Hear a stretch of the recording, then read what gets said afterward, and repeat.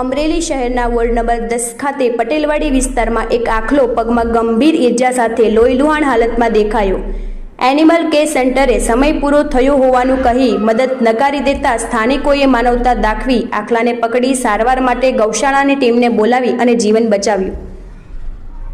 અમરેલી શહેરના ward number 10માં આવેલા પટેલવાડી વિસ્તારમાં એક આખલો પગમાં ગંભીર ઈજા સાથે લોહીલુહાણ હાલતમાં ભટકતો જોવા મળ્યો હતો। સ્થાનિક રહેવાસી ભરતભાઈ ભુવાએ તાત્કાલિક 1962 પર સંપર્ક કરી અમરેલી એનિમલ કેર સેન્ટરને જાણ કરી, પરંતુ ટેલિફોન પર તેમને જણાવાયું કે હાલ સમય પૂર્ણ થઈ ગયો હોવાથી તેઓ આવી શકશે નહીં।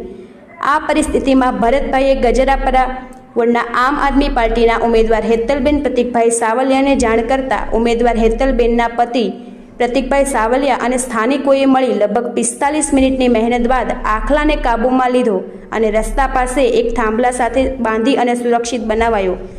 આ સમય દરમિયાન બાઇક ચાલકો અને રાહતદારીઓને થોભાવું પડ્યું હતું, કારણ કે જો આ ઘાયલ આખલો અચાનક દર્દના માર્યો બેકાબૂ બન્યો હોત તો કોઈ સાથે બાઇક ચાલક અથવા રાહતદારી સાથે અથડાયો હોત તો દુર્ઘટના સર્જાઈ શકતી હતી, પરંતુ સતર્કના કારણે આખરે આખલાને બાંધી અને વાન કરાયો હતો।